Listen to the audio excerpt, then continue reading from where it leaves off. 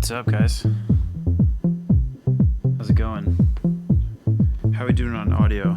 Just always want to make sure this is working.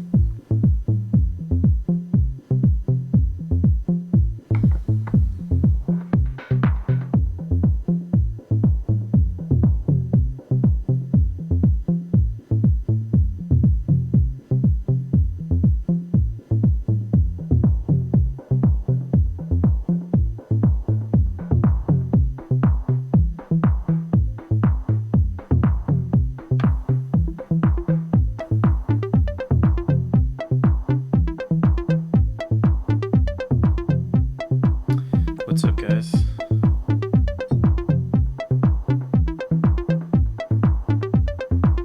Cool. Glad the audio's working. There's always like this lag. I mean, I want to say it's maybe like 30 seconds.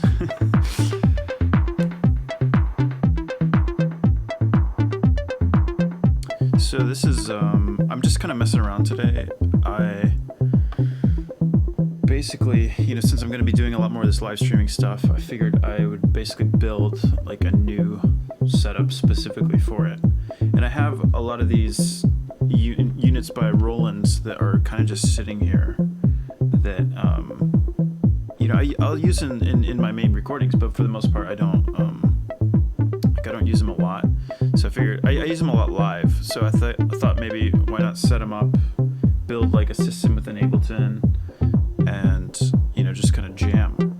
So this is like all improv, nothing's prepared, and this will obviously be like continuous like work in progress. I'm gonna add more samples and like more melodies and things like that. So basically, like Ableton is Ableton is sending MIDI to all these different devices, and this is sort of a controller for some filtering on the drums. So I can add like some like basic low pass, high pass stuff.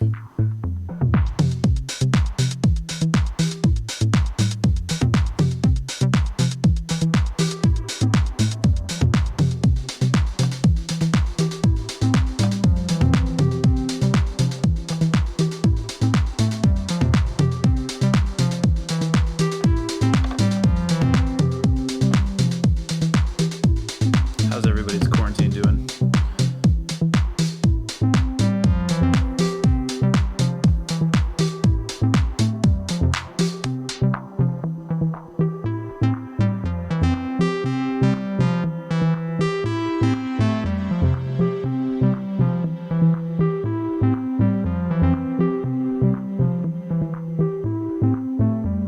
I guess good evening for some of you.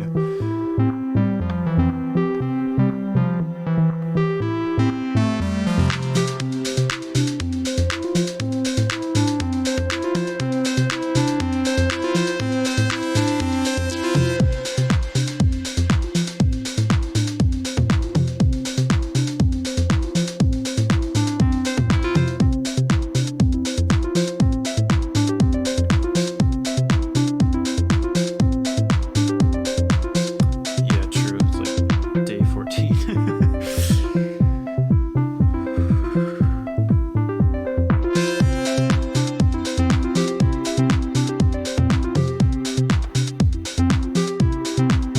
So I have like all these like different melodies sort of randomizing, and they're all kind of in the same key, so they all tend to work together, but it's like sometimes this is running something, sometimes this is running something, sometimes they're running the same thing, but it's kind of random. I'm not really controlling that. Also, the bass, I'm controlling the sound of it, but I'm not controlling the patterns or anything.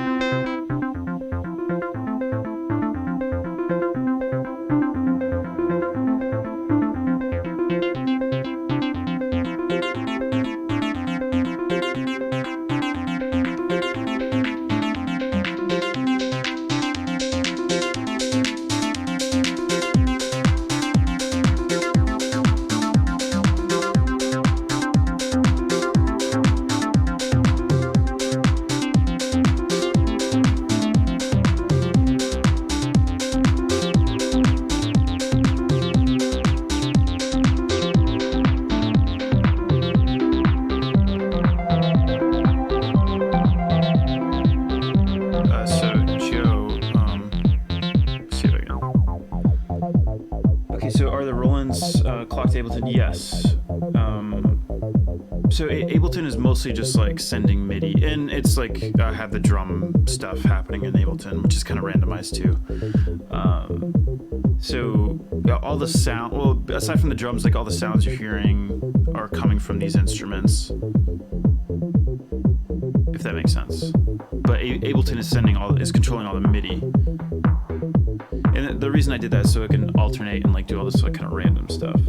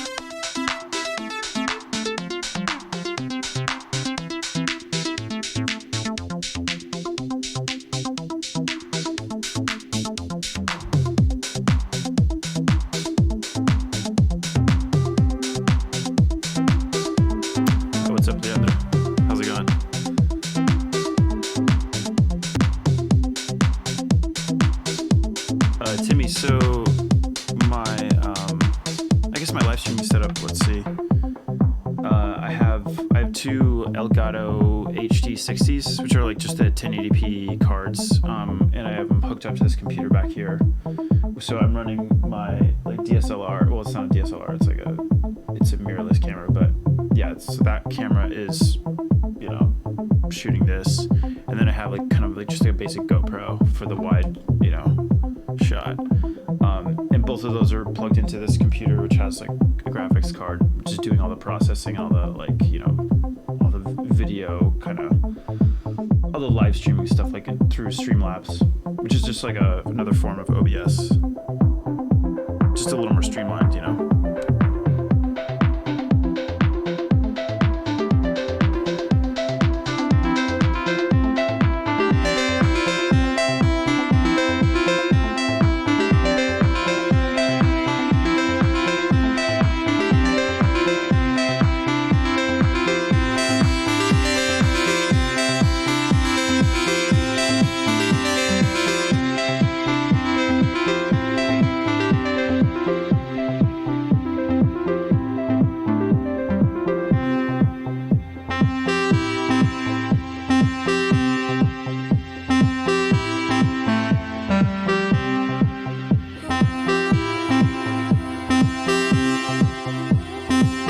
I also have some like vocal sample type stuff permeating.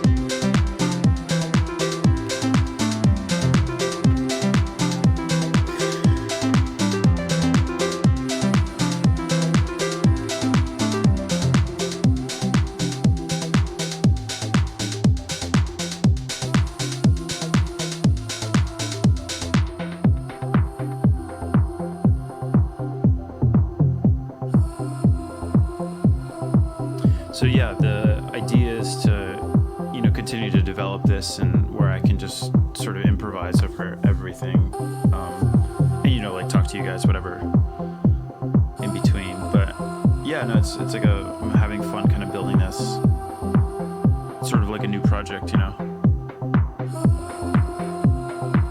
figured, if I'm going to do live streaming, I might as well kind of do it my own way and do something more fun.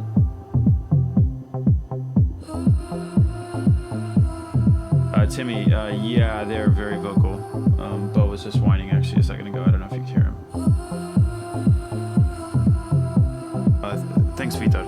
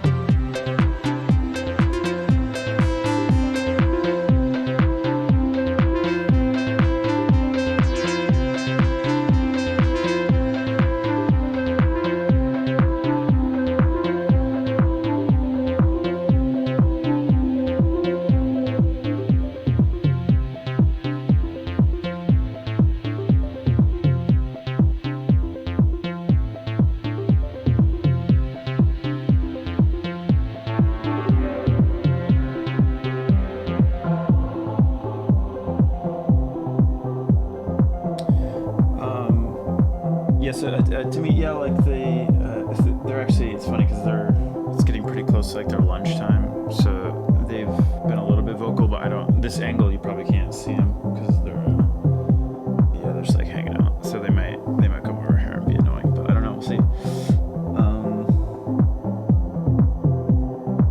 So I'm actually not sure what I was saying, but I was probably just like, yeah, I'm really just kind of like messing around with this, and I figured I would sort of build it and stream that too, as I work on it. Keep the process more fun. Roger, I'm having a good day. Yeah, for sure. I mean, it's funny how like the weekends aren't really a thing anymore. I mean, they kind of weren't before because I've sort of lived this lifestyle for a while. But yeah, no, it's pretty chill. Pretty chill. Timmy, any more like scores in the works? More ballet? Nothing at the moment. The ballet was sort of like, that was a pretty big project for me. Yeah, no, it was just like a lot of work, and I think it was was like, I'm glad I had the experience, but I'm not eager to like jump right back into something similar, you know. So like I like to change it up. And then, you know, obviously I've been super busy with the album.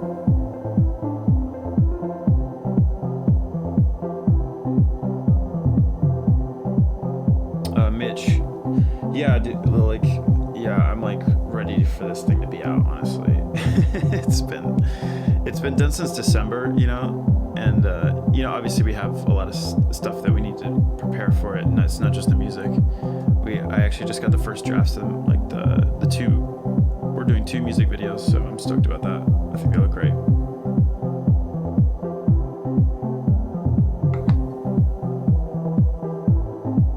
Leandro, no show. Well, especially not now. It's gonna be tricky to. I don't know. I don't know when anybody's gonna be playing shows anytime soon. Like, it's kind of a interesting time for live music, but obviously I love Iceland.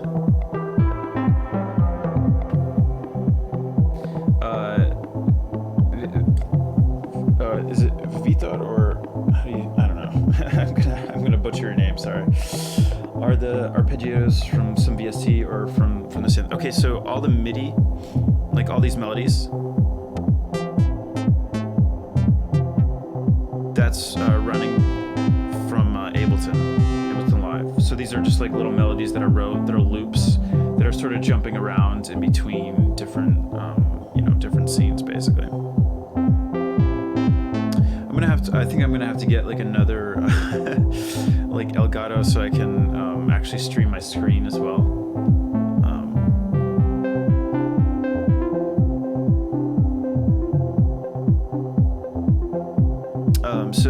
So it's like all the MIDI's coming from the computer, and then that's running into these individually. So these aren't generating the notes, but like all the notes are being played through them. So all the sounds you're hearing are coming through this.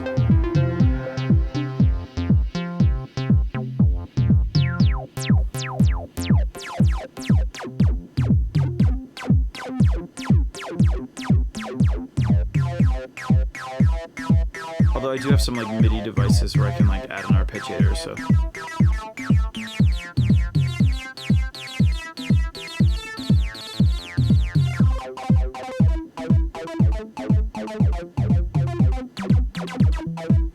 If that's what you're into, whatever, yeah.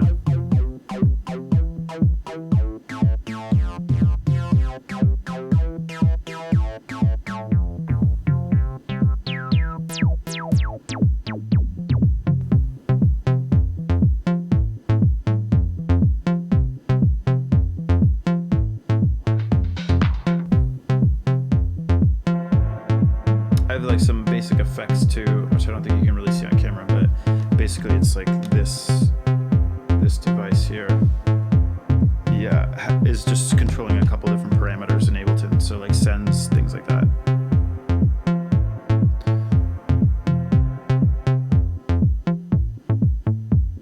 So for example, like with the synth, I can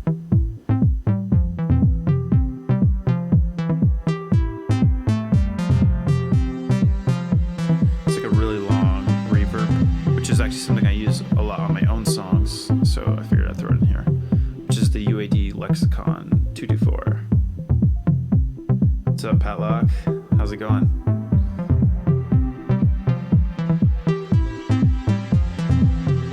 Pat, I don't know if you've ever used these Roland boxes, but they're pretty sick.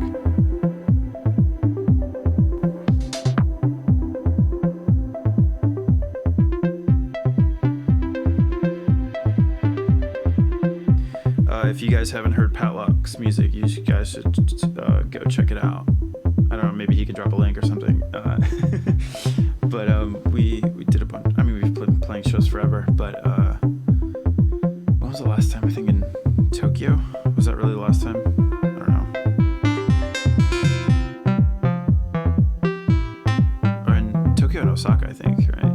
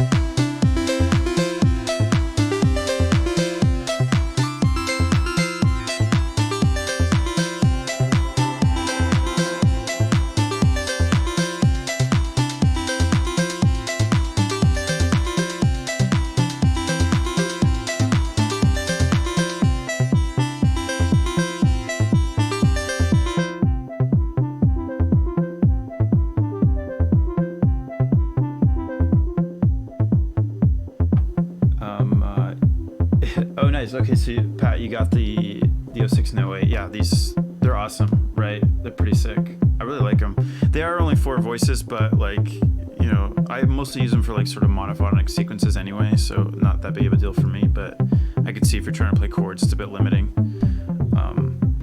It's surprising that they did, since it's digital, they didn't just do 6 voices like the original, but I don't know. Maybe a cost-saving thing.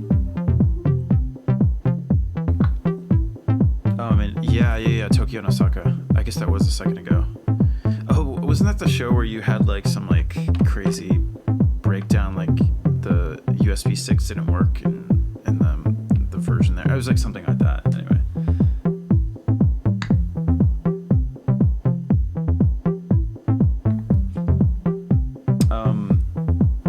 BJ Barker, yeah. So I actually have my shades down a little bit, so it works as kind of like a key light, but yeah, it's a bit overcast. So I do have a light over on this side just to balance it a little bit, you know. And I got this new stand. I guess I've had it for a second, but I'm finally using it. It's like a proper setup, you know. Oh, what's up, Livy? How's it going, man? All right. Say hi to Bo, everybody.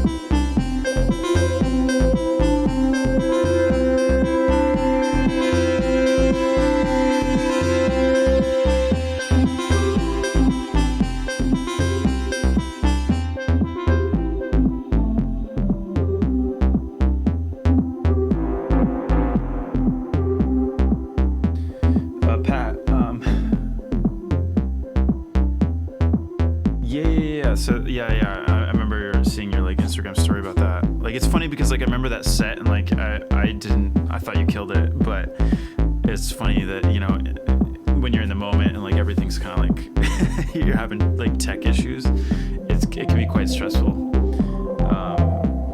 Yeah, especially like when you just show up at a venue and assume that they're gonna have the right equipment and like things like that. Oh, that's cool that you hung out with Jeff.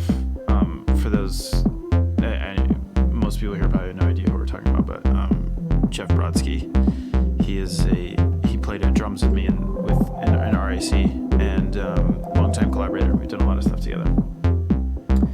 Amazing drummer. I get him to like record live drum stuff on my music all the time.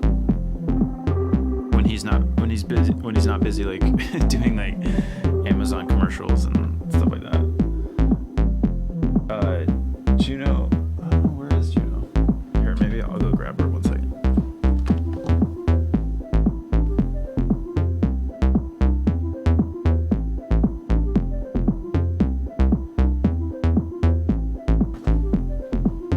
I don't think she really wanted to come over here, but here she is. Say hi. And Kate and Fur.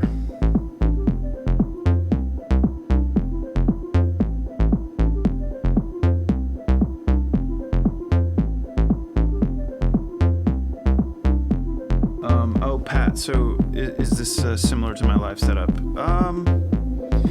So I'm still kind of figuring out the live setup. I mean, it will be something like this. I mean, musically, I think it'll be a lot more streamlined. It'll be more of a set. You know, this is sort of just like improv stuff. The idea is to make something like specifically for live streaming, but I think the same idea kind of applies, like a couple of these with guitars and like other stuff like that. So I'm still kind of figuring it out. You know, as of right now, we're still pretty unsure if this tour is happening on the dates that we have set. So in a way, it kind of bought me some time to figure that out. But I don't know.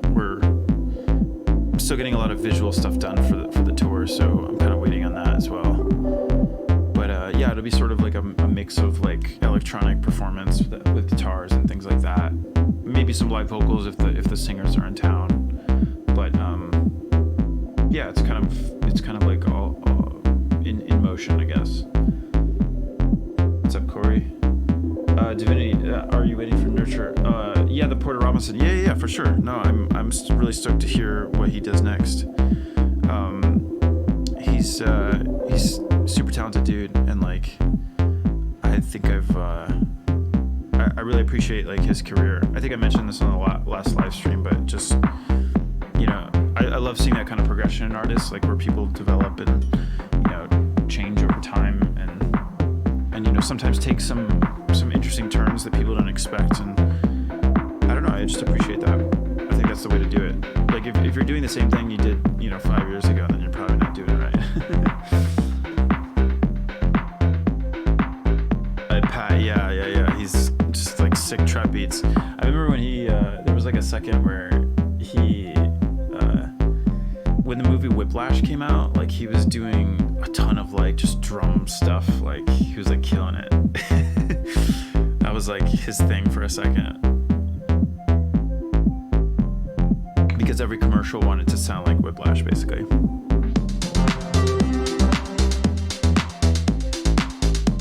Speed it up a bit. Actually, maybe I'll add some swing to this.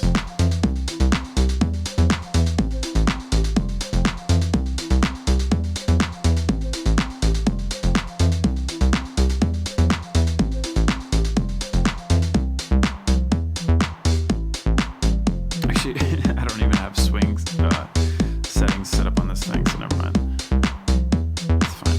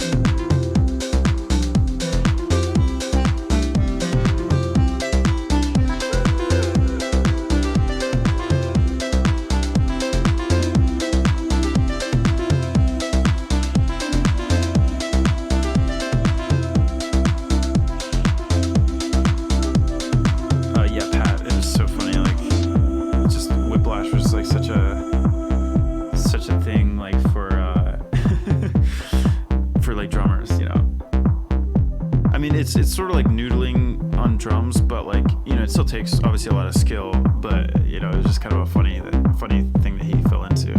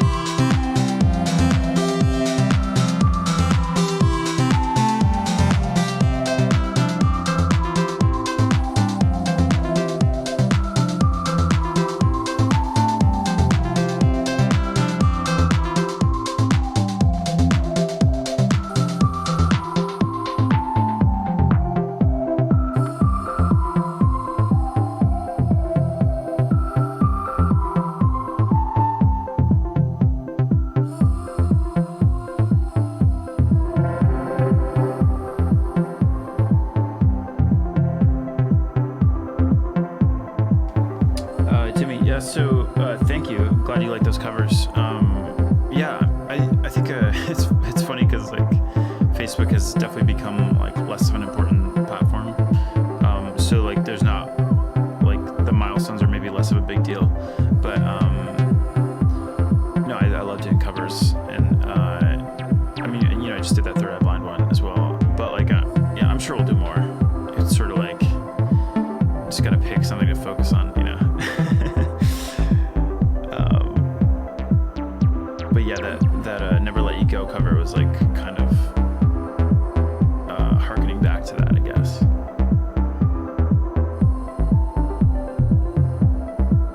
Bo's very mad right now. He's stuck in here with me. And yeah, that Radiohead one was like pretty fun. What's up? What's up, Jeff? Jeff in the house. We were just talking about you. I'm not sure if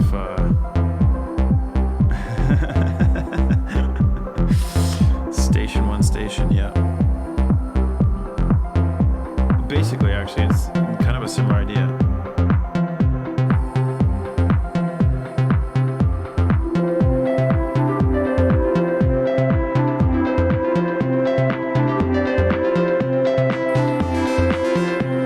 Jeff, were you aware that we were just talking about you? Or is it or you just actually just showed up?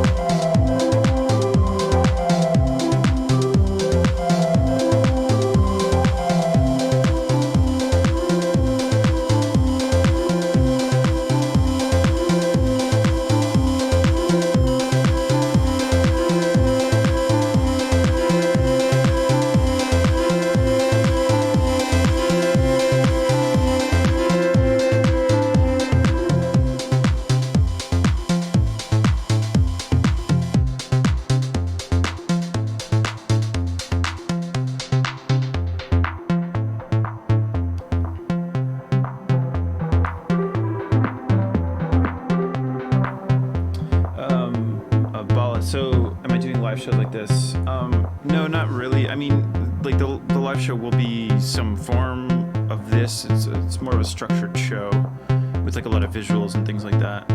Hold on one second.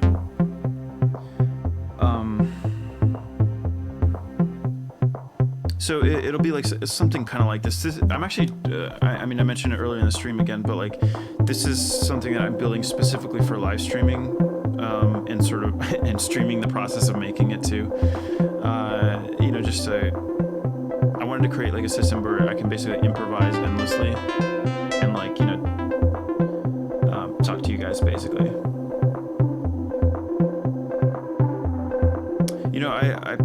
There's so many people kind of like just jumping straight into live streaming and just doing their performance over and over, like their live performance over and over again. And I think that's kind of a waste because, like, first of all, why would anybody pay tickets to see you? But also, like, that's a one-time thing, like who wants to see that 14 times, So I figured I would change it up and do something different every time.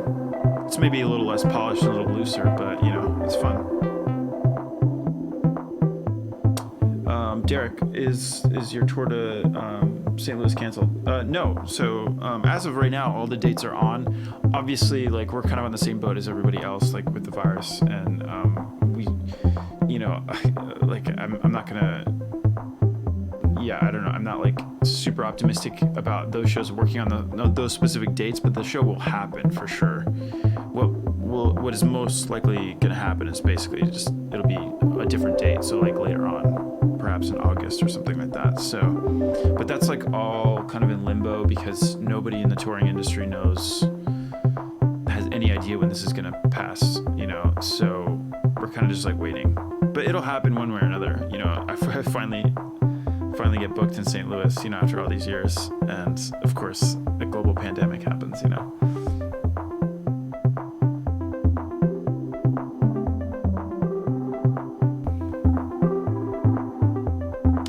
Thanks, Brian. Appreciate that. And thanks for being a part of the Patreon. Of course, got to plug the Patreon. Get all kinds of perks. I'm not gonna sell it to you guys. I mean, it's like, just check it out if you want. Thanks, Timmy. Glad you like it. And Pat, yeah, I appreciate that, man. Like, I think that's you know, I mean, we were kind of talking about this like over text or whatever, but yeah, it's like I don't think live streaming is gonna be the sole answer to like lack of touring. You know, it is an outlet like many others, and it should be treated differently, I think. But like, there's people like people in the music industry that are immediately like, "Oh, what's your schedule?" It's like as if you're supposed to be streaming 24/7 now because there's no touring. And I kind of disagree with that. I think you should approach it however you want. You know, it's sort of uncharted territory, and it's kind of cool that now everybody's sort of forced to do it-ish. And, you know, you can kind of do your own thing and develop however you want. I think it's cool. And yeah, I like to keep it pretty chill, you know. We're all chilling at home anyway, so might as well.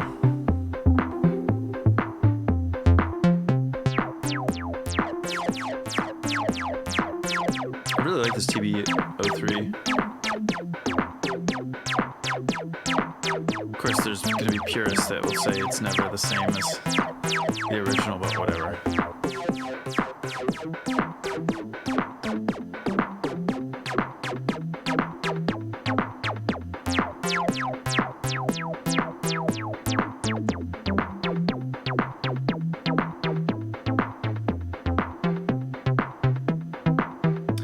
Derek, yeah. So, yeah, I mean, I'm kind of in the same boat, you know, it's just like we're just kind of chilling and waiting to see what happens, you know.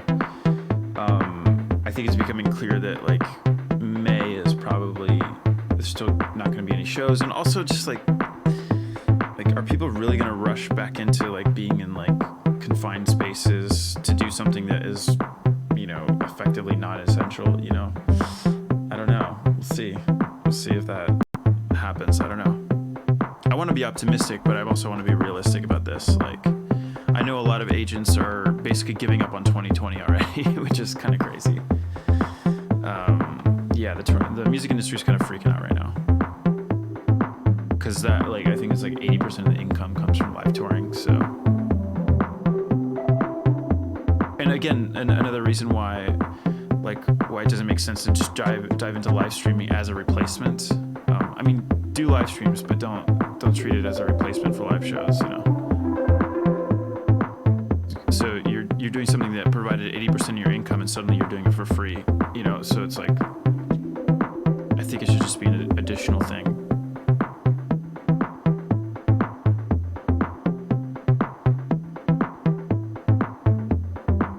Kelly, yeah, thank you. I appreciate that.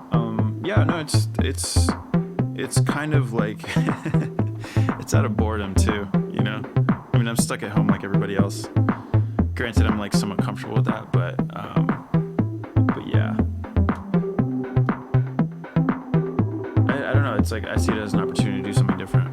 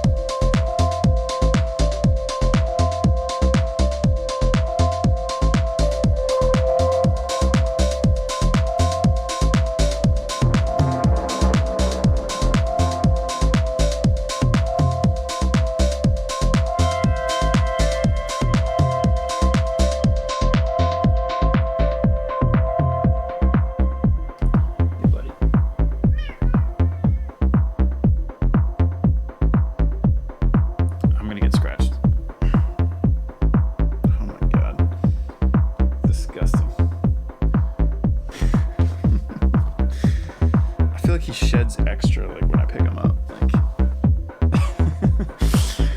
Like, okay, so Pete, yeah, maybe the government. Yeah, maybe the government will will just deem it essential. I don't know. Yeah.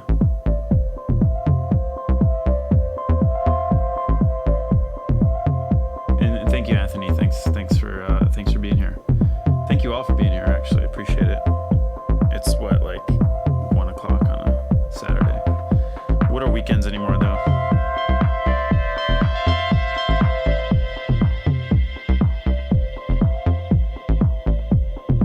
Derek, yeah. So it's I'm not doing anything specifically with Tencent, but I am doing like a bunch of there's like a lot of people are doing like virtual festivals now, so I'm gonna jump on a couple of those.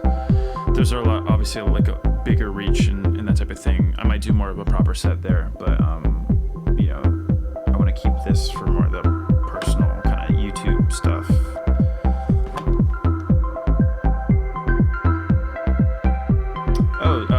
Thanks, Steve. Appreciate that. You're always here. I don't think I think you missed the one a couple of days ago, but for the most part, you're in all these. So thank you, man. Appreciate that. And yeah, it'll be up on the channel after, so you can always check it out. Thanks, Steve. Steve always tips, and he's also a Patreon member. So shout out to Steve. Much support.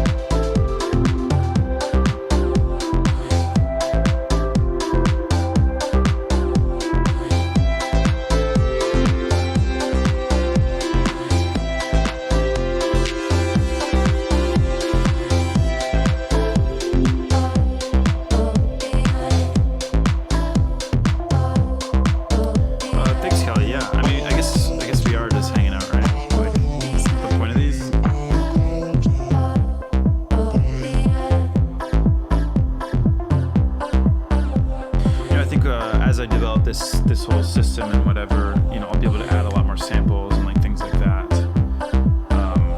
Right now I have like a couple different ideas that I started last night, but I figured I'd, kind of develop it through the stream and learn how to add more stuff and make it more interesting.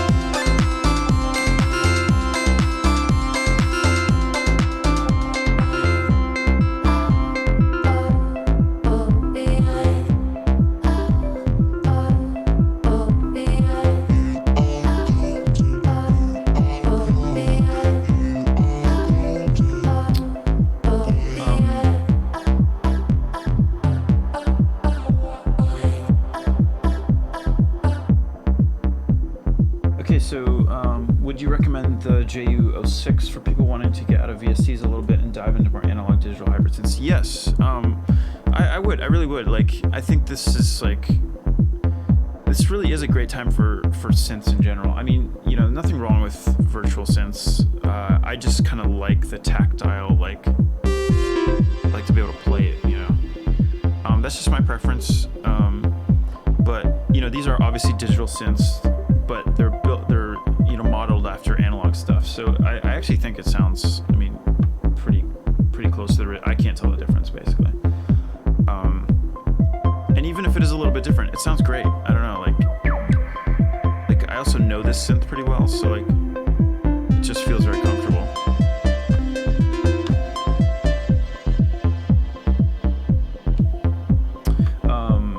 But yeah, no, I think I'd recommend it for sure. And also, I think they're quite affordable, like in between $300-400 each one, which, you know, it adds up if you get a lot of them. But like, you know, if you're gonna get one, and it has like a built-in sound card, and like this is just, you know, it's USB powered. I mean, there's so many good things about it, you know. I'm a fan. I've had these for a long time, but I'm starting to use them more now.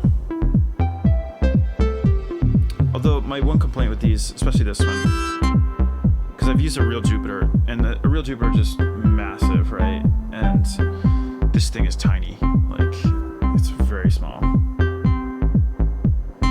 So these faders are just like so hard to deal with.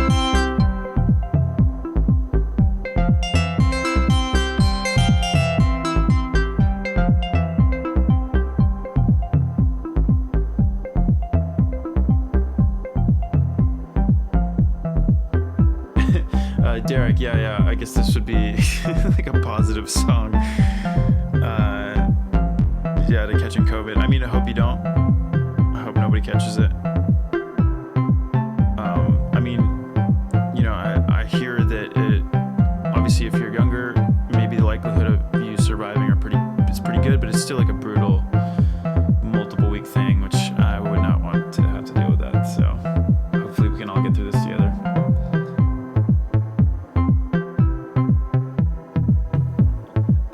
Yeah, Pat, that's so true. Like, you know, the 106 and the 60 and like all these original synths, especially the JP-08. I mean, I think what the original Jupiter 8 is like something like 10 or 12 grand or something like that. So like you can either get it for $400 or 12 grand. I'll take the small knobs for that, like, or the small faders. It's fine. I can live with that.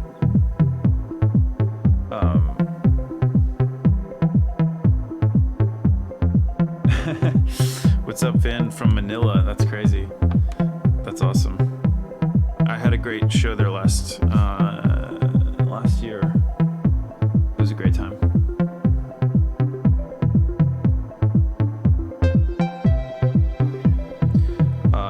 Manila's the first and only time I've ever been in a helicopter. was in Manila. We were playing actually I was with Classics. I don't know if you guys know them, but we were playing a festival in La Union, which is like way up north. And they gave us an option, was either getting in a van and driving 12 hours or taking a 30-minute helicopter ride. It's like, yeah, I'm gonna take the helicopter ride.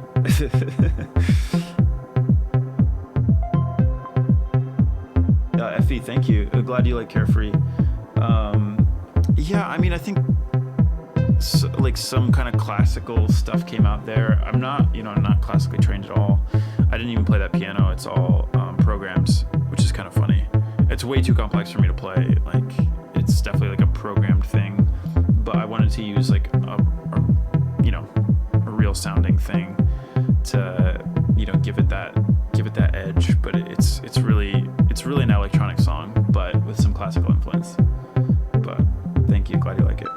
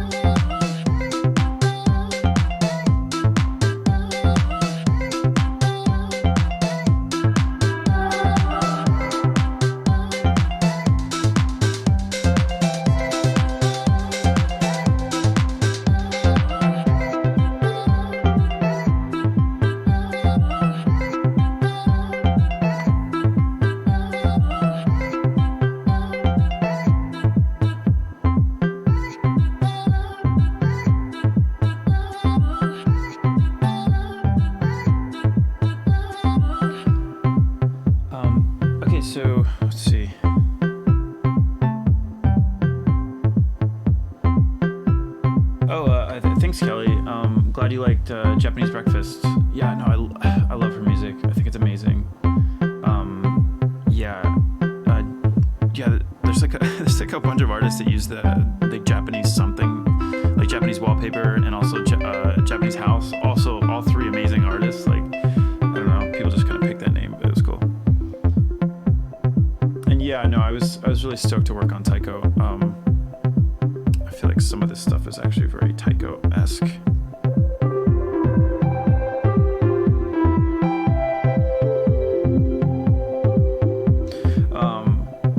So it's funny because like I actually I've known Taiko Scott. I've known his work for a very long time. I actually tried back in like 2007 or 2008. I tried to hire him because he was a very well-known graphic designer, and yeah, he was very talented. And I mean, he still is, but like he was primarily known for that. I wasn't even aware of his music or anything like that, and you know, I just hit him up, and he was like, I think even back then he was like way too expensive. But you know, I kind of kept in touch, and then you know, over the years, I've seen his career progress, and I was glad I was finally able to work with him for a remix. He's a super nice dude.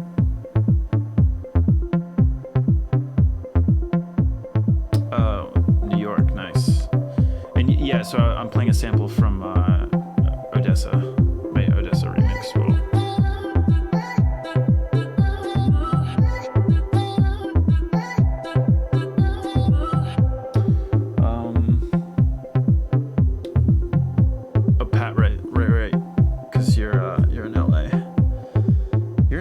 Right, I think.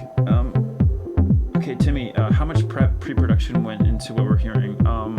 Not a ton. It was mostly just like the way that this works is, again, for the next stream I'm gonna try to get like a screen grab. I just need to get another card so I can route it through my computer. But basically, like they're all sort of just randomized MIDI clips that are sending different melodies in the key of C, I think, like to these different synths, and it's all random, so it's like I'm not really controlling that. Sometimes this one matches this one, sometimes it doesn't, so it's just kind of random. But because it's in the same key, you can kind of play around.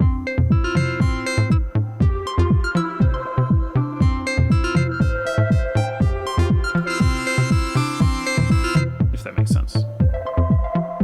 And then the vocal samples are just like, I'm just triggering manually. I think I'll add more as we go, but you know, I just kind of threw a couple different ideas in there.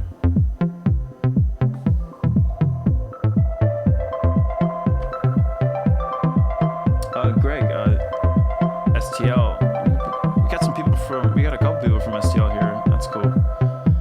For those of you that don't know, probably most, but I went to school near St. Louis. So, glad you like that mix. Appreciate it, man. Oh, and thank you. Is it got him hands? I'm gonna butcher all these names, but thank you, man. Appreciate it. Yeah, Timmy, I'll get the screen for next time. There's not a whole lot going on, to be honest, but it's just like I feel like if I'm gonna pick a camera to see what I'm doing and a camera to see me talking, that seems more important for this.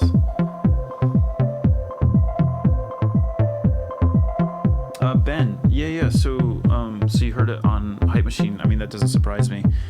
It was like it was a pretty important platform at the time. You know, back in the,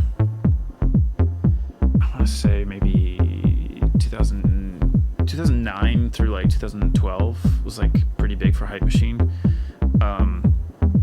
It's funny because I actually think it's unconfirmed, but I hold the record for most number ones on that website, just because throughout the years, like so many remixes, just had so many tracks on there. And it was like a platform that was ripe for like my kind of music, so it was very helpful for a very long time. I mean, I think the platform, you know, it didn't. It's hard to say. I think people just kind of like moved on to different platforms, like people are just more content with Spotify and just doing stuff in there. They don't really bother with like trying to discover new music that way through blogs, which is kind of sad because the blog scene was like pretty important, and I think people will remember it. But it's yeah, it was kind of like a very interesting time in music, and I think I owe a lot of my career to that kind of movement, you know.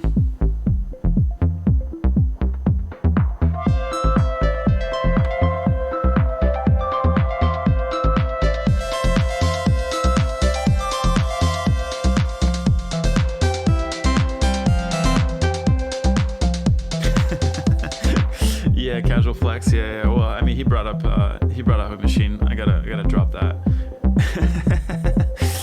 Well, I mean, Pat, I'm sure you've had like a ton of stuff on Hype Machine. I don't know. I mean, I don't know if your stuff started popping maybe towards the tail end of Hype Machine. I don't know.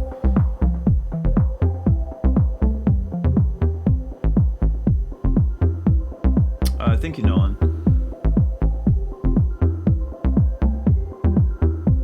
Thank you. Glad you like the upbeat vibes. You know, it's like, I don't know. Maybe it's necessary these days. Maybe I'm coping like everybody else. And yeah, glad you like that remix. It's when did I do that? I think I did that last year. I did collaborate with on a new song with them, so I'm stoked about that one. Do I have a favorite remix that I've done over the past couple of years? That's a good question. I think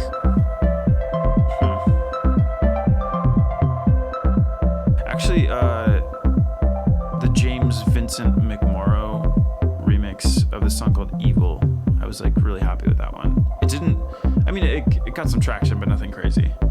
But also like maybe the Giraffe Itch remix that I did, I was pretty happy with that one. Yeah. Hey buddy. Bill's ready for his lunch. So I'll probably do a couple more questions and go feed my cats because they really want to be fed right now.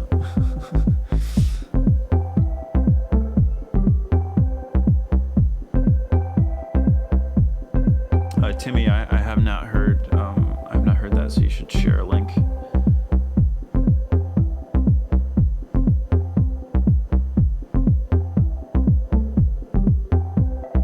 Or share it in the Discord if you want.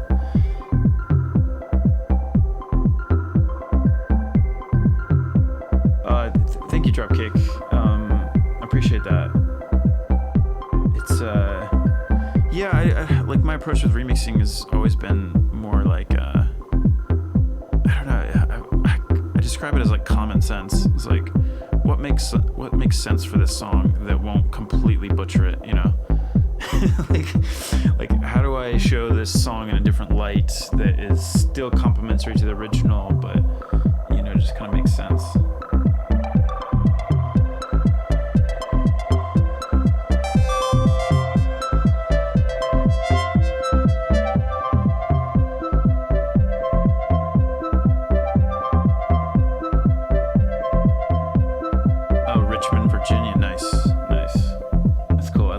I shot a music video there one time, and I just spent a couple days there. It was beautiful actually. Like hung out by the river. It was like so nice.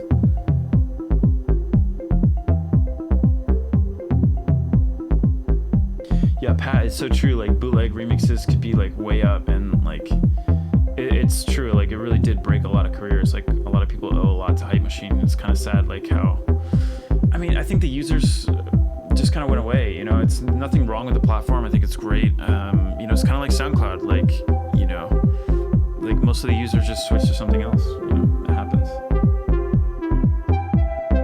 I mean, SoundCloud is still like popular for like certain types of music, but like for like what I do and for like a lot of other people do, it's you know, people have kind of moved on to other platforms, you know.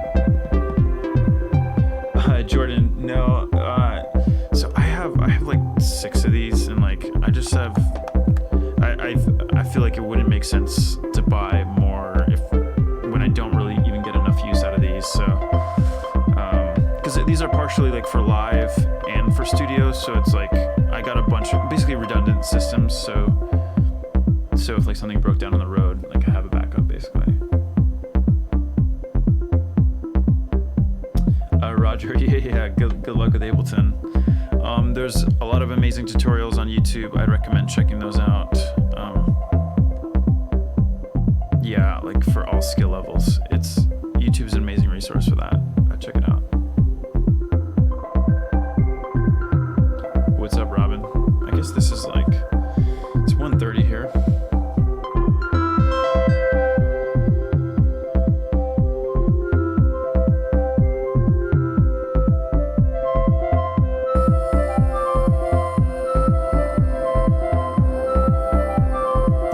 Vocal that's playing now is sort of like a backing track from a Taika remix, Pink and Blue.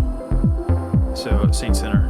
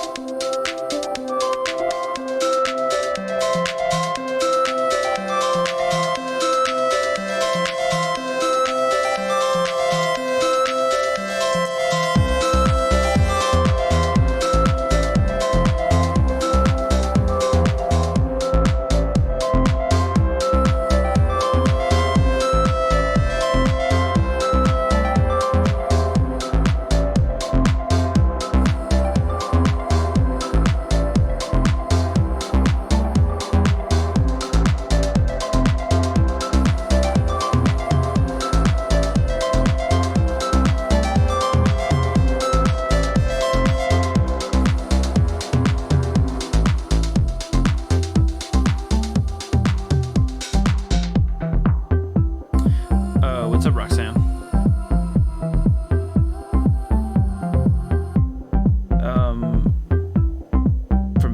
From Paris. That's awesome. I love Paris. It's been a while since I've been there. Well, I guess maybe a year, but I guess not going there that soon. But played at Wanderlust, I think the last time. It was great. It was a lot of fun.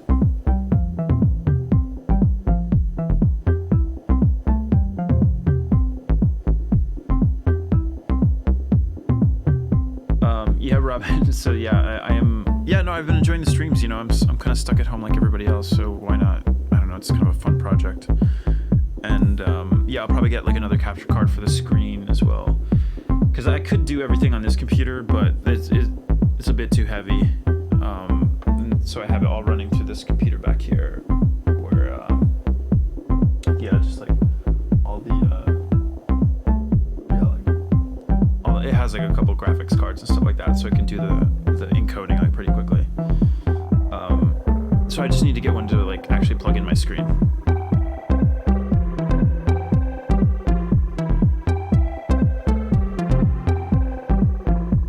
Oh, Anthony, so why isn't my U2 remix not available on Spotify? Thanks, glad you like it. It's funny because like I totally auto-tuned Bono's vocal, which she probably didn't appreciate. But you know what? I wanted to turn it into a major key, so that's what I did. But as far as why it isn't on Spotify, and this is true for most remixes, is like, especially when I did that, it was like pre-Spotify. So it's pretty rare for like artists to, you know, because those remixes at the time were just done promotionally. So it's like, yeah, they're just not, they just don't care basically. So they have no incentive to like release like an older remix on the platform. So like all new stuff will always usually be uploaded to Spotify, but like a lot of the old stuff, you have to ask for them to do it, or you have to relicense it from the artist and do it. Even though all these remixes are official and done through the teams, through the artists, but it still doesn't like a lot of the older stuff. It just doesn't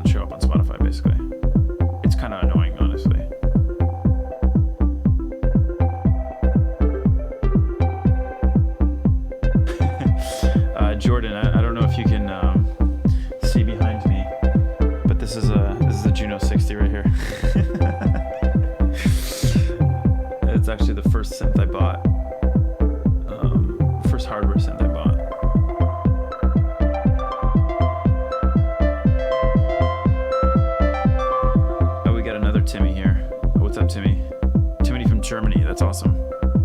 This is pretty worldwide. I mean, like, I think I'm going to start streaming at this hour again. We're getting people from all over the place, you know.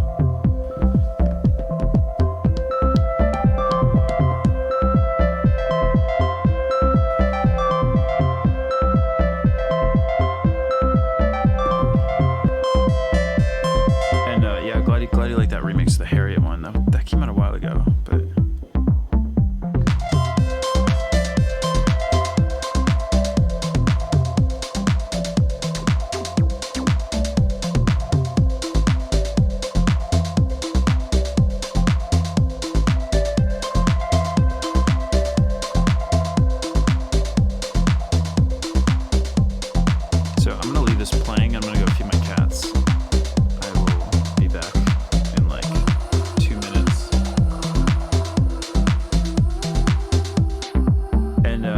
Yes, they are Grados.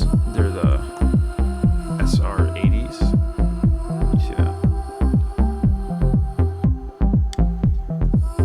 I think they're awesome and they're quite affordable and they're homemade. Yeah.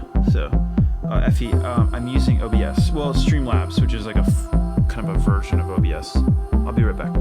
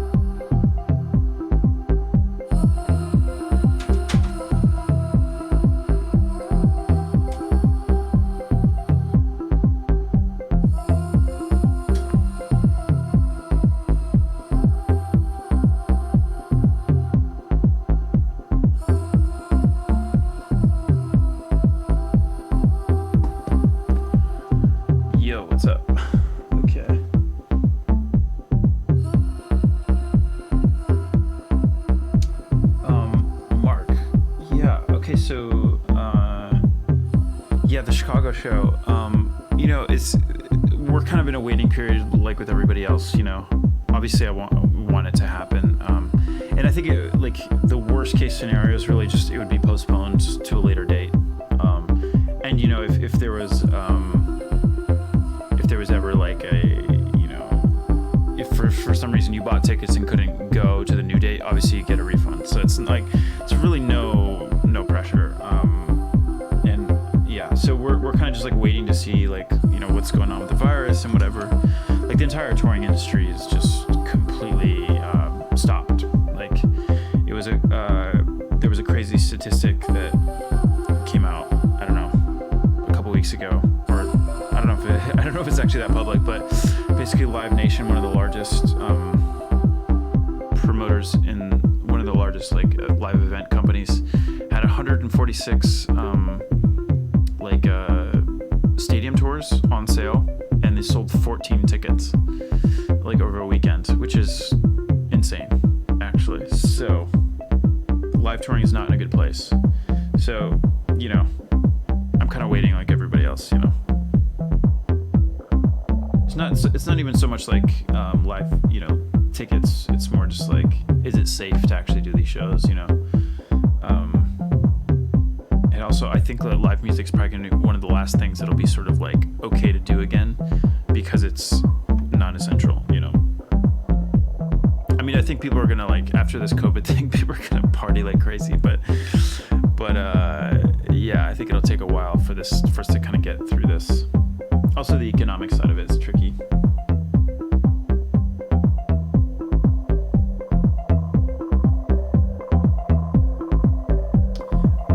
Make me like, yeah.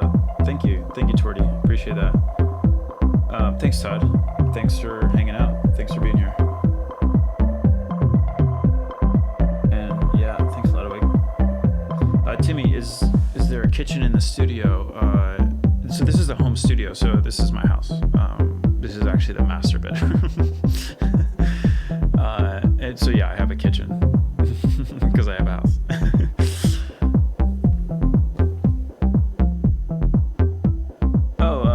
Everson, that's actually really good to know about, like sharing the screen through OBS. That's really good to know. I'll try that next time. Cause yeah, I would hate to have to get like another capture card just for that, you know?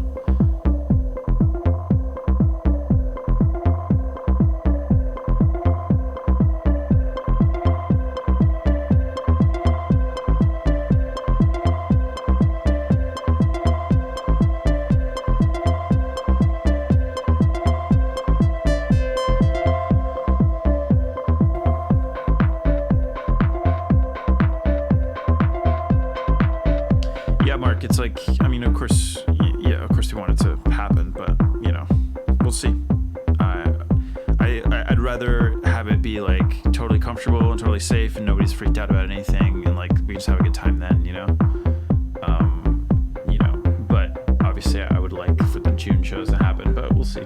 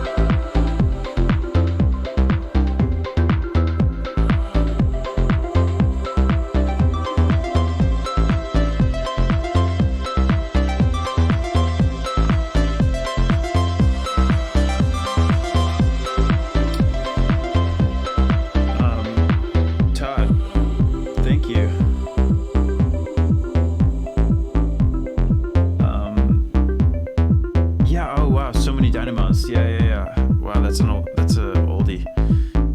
I think I did that in 2009, something like that. Yeah. I love that band. I don't know if we've ever played shows together, but I've seen them live a couple times. And they were sort of like the cool St. Louis bands when I went to school. Like recorded by Chris Walla from Death Cab, and I don't know, cool stuff.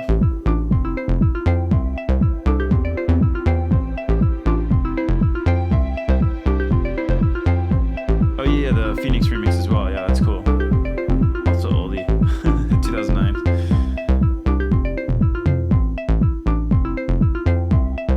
Oh yeah, where are we playing in Seattle? It's not Showbox. It's not the Crocodile. I'm like spacing out on that.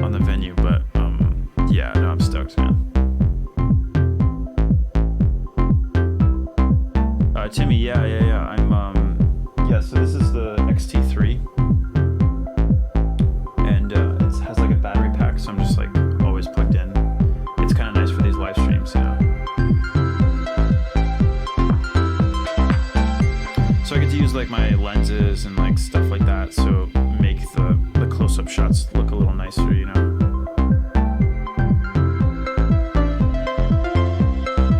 And yeah, this is the camera that I use for like all my photography, so I really like it. I kind of want to get another Fuji, like another like something cheaper that has HDMI out, so I can use my other lenses and like have like dual camera setups and stuff. Because right now this guy right here is a GoPro, which is fine, but like, you know, whatever. Kind of want something nicer. Since we're probably gonna be stuck here for a while, I might as well.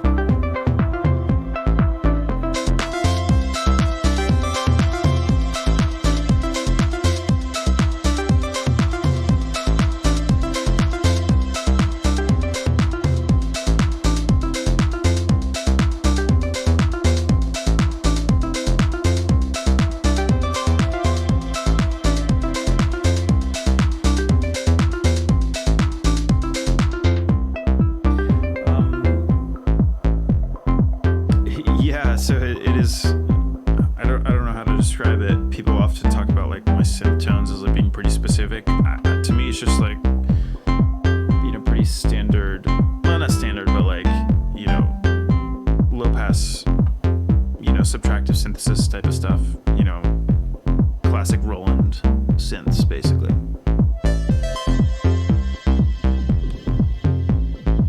But another thing that's happening a lot is here, let me.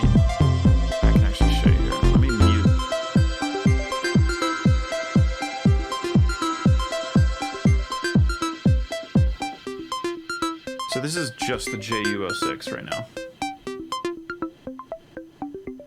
Actually, okay, the JP-08 is turned off too. So this is just the raw sound. So I can open up the filter or whatever.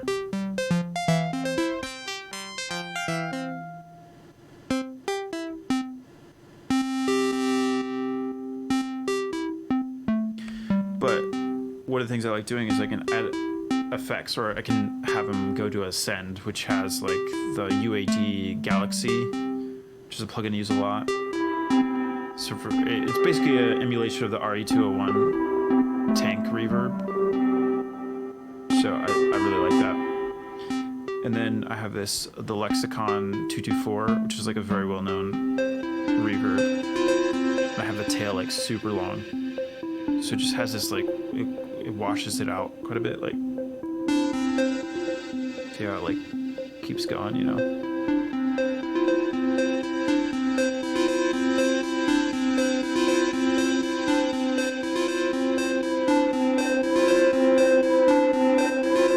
Oh, Todd, yeah. So the Neptune, yeah, that's the place. Actually, I don't think I've played there. Oh, Todd, that is cool that you used the So Many Dynamos song in your cinematography demo reel. That's awesome. That's sick.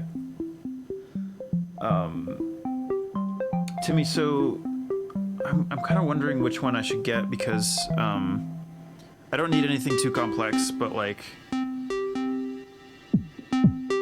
but like it needs to have HDMI out. That's the main thing. And that a lot of the lower end models, like the X100 stuff, doesn't have it. Because I actually have an X100T over there, but it doesn't have HDMI out, so I can't use it for like this. Also, it might overheat. The X-T3 does amazingly well actually for this. I'm really stoked about it. I've done like 3 or 4 hour, you know, sets with it. It's totally fine.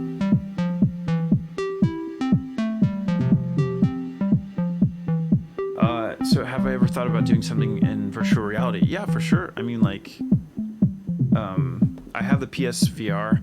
I've actually been wanting to get the Valve one. What's it called? The Index. Because I really want to play Alex, the new Half-Life.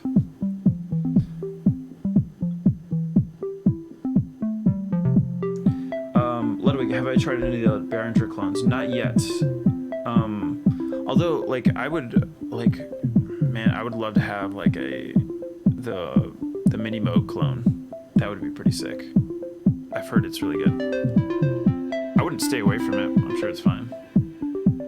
seems pretty cheap. Why not? I mean, I'm sure they're cutting some corners, right? Like, there's a reason why a Moog costs as much as it does, because it's like handmade, you know, it's like really nice, high quality stuff. Like when you play a Moog, you can feel the difference. But if you really only care about the sound, then maybe it's fine. I don't know. I haven't used it, so I can't really speak to it.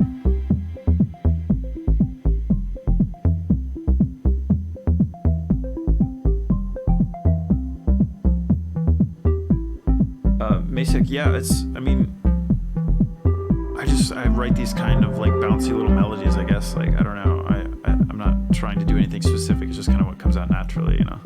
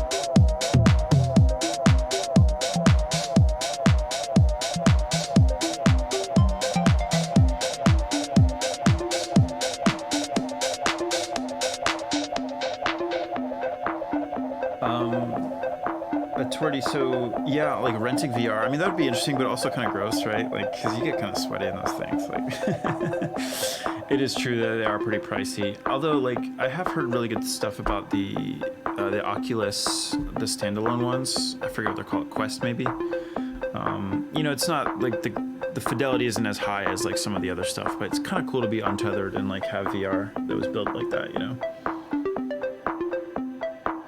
Will, yeah. Yeah, glad you like chapter 1. You know, that's one that's still trying to get back on Spotify. It's kind of annoying.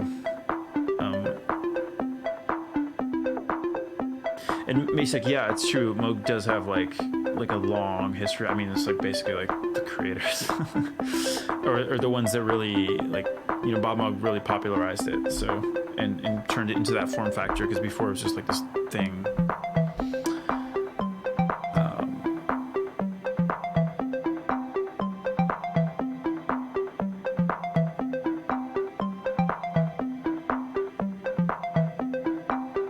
Thanks, glad you like the drums. It's these like, let's see what's going on here. So it's just like a 909. Here, let me. So it's just kick and snare with some with like a little tom action, and then I have like another set of like just hi-hat patterns going, and it's heavily side chains. And then I added like another track of, it's called Addicted Drums 2, which has like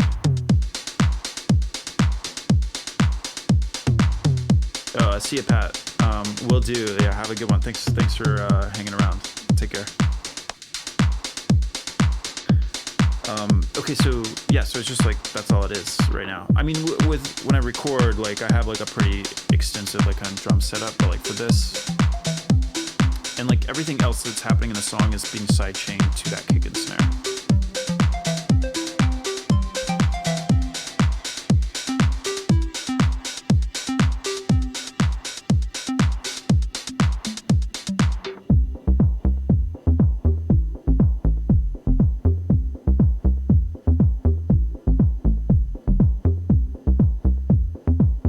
Masek, yeah, the Casio reface stuff looks pretty interesting. I don't have any of them, but yeah, no, I definitely heard good stuff.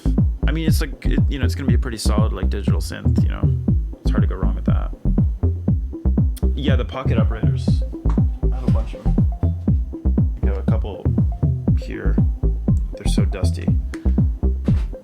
That's how much I use them.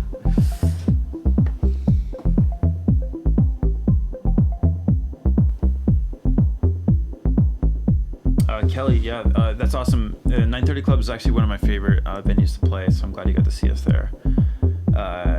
Yeah, that was like the full band stuff. It was fun. I had a great time playing 930 allegedly in June. So, I guess you're not there anymore, but yeah, in SoCal. I guess I'm playing the Fonda in July, so stoked about that. I don't know where in SoCal, but yeah, we have a bunch of options in SoCal. Todd, that's really interesting that they play Let Go at the grocery store. It's funny. I was looking at some stats yesterday, and it's still you still see so many like Shazams for that song, like because we get that data, so I can see like 1,000 people Shazam that song yesterday. I'm like, where in the world are they Shazamming that song? It's like probably like a grocery store or like something. I don't know. It's kind of funny. So I think I'll take a couple more questions and we're gonna wrap it up pretty soon. It's been going for a second. I still have some work to do today, so.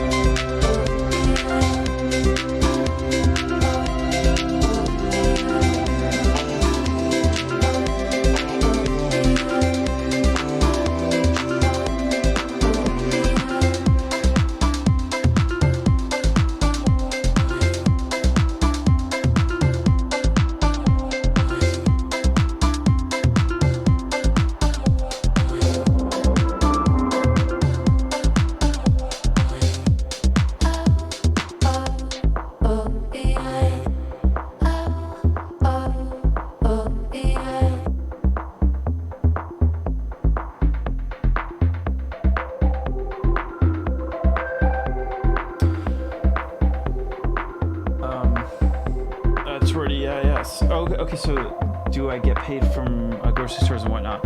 Yeah, technically.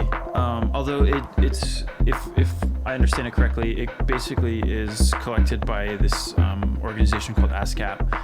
They collect all those royalties.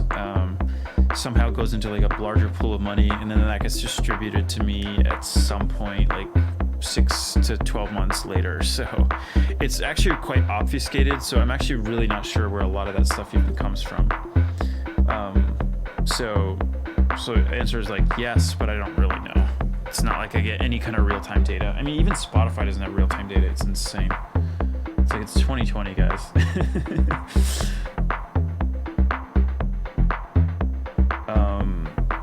Masick, do I have any Pocket Operator stuff on that? I don't.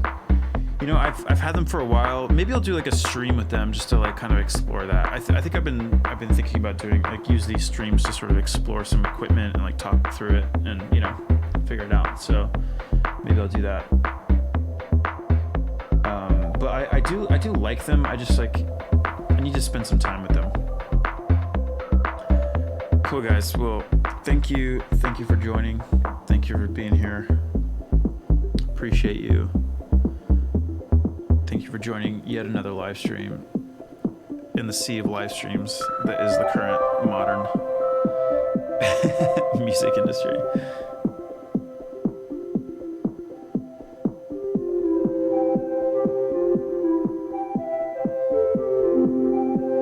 Cool. Have a good one, guys. See you next time.